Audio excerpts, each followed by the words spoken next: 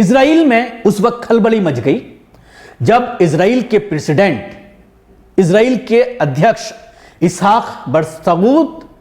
Switzerland ایک programme میں حصہ لینے کے لیے پہنچے اور وہاں پر ان کے خلاف ایک FIR درج کرا دی گئی۔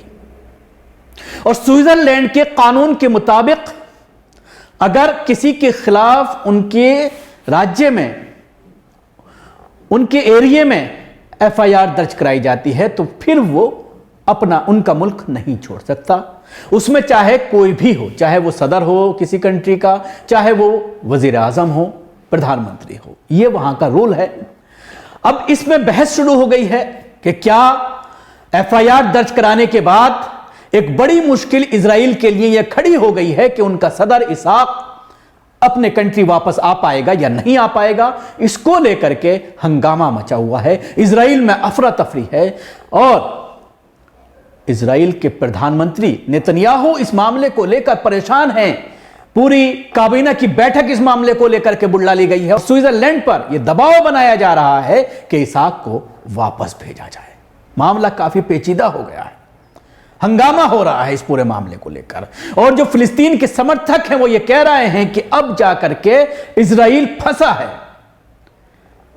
FIR میں کیا کیا لکھا گیا ہے، کیا ہے پورا معاملہ، آئیے میں آپ کو بتاتا ہوں۔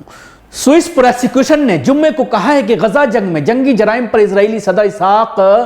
ہرزوگ کے خلاف سوئٹزرلینڈ کے دورے کے موقع پر شکایت درج کرائی گئی ہے۔ فیڈرل پروسیکیوٹر آفس BA نے تصدیق کی ہے کہ اسے اسرائیلی صدر کے خلاف مجرمانہ شکایت موصول ہوئی ہیں، جو جمعرات کو ڈیوس میں عالمی اقتصادی فورم کے سالانہ اجلاس میں غزہ جنگ پر بات کرنے کے لیے موجود تھے۔ BA نے اس بیان میں کہا ہے کہ مجرمانہ شکایات کی جانچ اب معمول کے طریقہ کار کے مطابق کی جائے گی، اور مزید کہا ہے کہ متعلقہ شخص کے استثناء کے سوال کا جائزہ لینے کے لیے وہ وزارت خارجہ کے ساتھ رابطے میں ہیں، یعنی کیا وہ ہمارے قانون سے الگ ہیں، استثناء ہے، یعنی وہ وہاں کے صدر ہونے کی وجہ سے کسی دیش کے، کیا ان کو اس قانون سے الگ رکھا جائے گا جس کے ذریعے یہاں پر یہ قانون ہے کہ کسی کے خلاف اگر کوئی کیس درج ہو جاتا ہے تو اس کو ملک نہیں چھوڑنے دیا جائے گا۔ اس بات کو لے کر کے وہ ودیش منترالیہ سے سمپرک میں ہیں۔ آفس نے یہ نہیں بتایا کہ جو شکایت کی گئی ہے انہیں کس نے درج کرایا ہے اور کیا شکایت درج کرائی ہے، لیکن مبینہ طور پر شکایت کنندگان کی طرف سے جاری کردہ اور AFP کے حاصل کردہ ایک بیان جس کا عنوان ہے انسانیت کے خلاف جرائم کے خلاف قانونی کارروائی میں کہا گیا ہے کہ متعدد نامعلوم افراد نے باسل، برن اور زیورخ میں وفاقی استغاثہ اور کینٹون حکام کے ساتھ الزامات کا مقدمہ دائر کیا ہے۔ بیان میں کہا گیا ہے کہ مدعیان اقوام متحدہ کی بین الاقوامی عدالت انصاف کے سامنے جنوبی افریقہ کے پیش کردہ مقدمے کی متوازی طور پر فوجداری مقدمہ چلانے کا مطالبہ کر رہے تھے، جس میں اسرائیل پر غزہ جنگ میں نسل کشی کا الزام لگایا گیا ہے۔ استثناء کے مسئلے پر بات کرتے ہوئے بیان میں تجویز میں کہا گیا ہے کہ اسے کچھ خاص حالات میں بشمول انسانیت کے خلاف مبینہ جرائم کے مقدمات میں اٹھایا جا سکتا ہے، یعنی اس کو دو لائن میں آپ کو سمجھانا چاہوں گا کہ جو انسانیت کے خلاف جو جرائم کیے جا رہے ہیں، یعنی بچوں کو جس طرح سے قتل عام کیا جا رہا ہے، جس طرح سے بم برسائے جا رہے ہیں اسپتالوں کے اوپر، کالجوں کے اوپر، یونیورسٹی کے اوپر، تو اس معاملے میں اس کیس کو بالکل الگ طرح سے دیکھنے کی ضرورت ہے، اور جو استثناء حاصل ہے، یعنی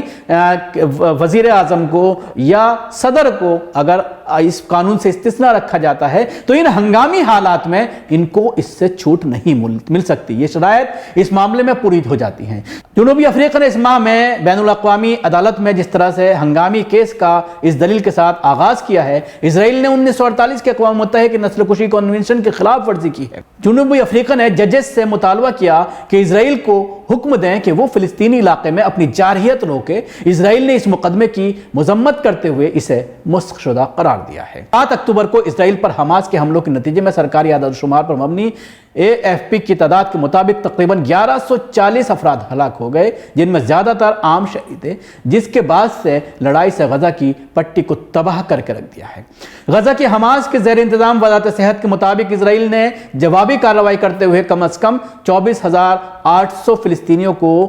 شہید کر دیا، جن میں تقریباً 70% خواتین، بچے اور 9 مرد شامل تھے۔ اسحاق ہرزوگ ने ड्यूस फोरम को बताया है कि इजराइल ने ज़ाती दिफा में अपनी मुहिम शुरू की और जनूबी अफ्रीका के मामले को इश्तिगाल अंगेज करार देते हुए दोबारा मजम्मत की। उन्होंने कहा वो बुनियादी तौर पर इन मुजालिम और बर्बरियत की हिमायत करते हैं जो हमने 7 अक्टूबर को देखे हैं, और मजीद कहा कि इजराइल को गजा में होने वाली तबाही पर तशवीश दी। उन्होंने कहा हमें परवाह है, ये हमारे लिए तकलीफ दे है कि हमारे हमसाया अफराद इस कदर तकलीफ में हैं। इन्होंने कहा लेकिन अगर हमारे दुश्मनों ने खुद को दहशत गर्दी के एक नाकाबिल यकीन साइज और दायरे कार के बुनियादी ढांचे में मोर्चा बंद करने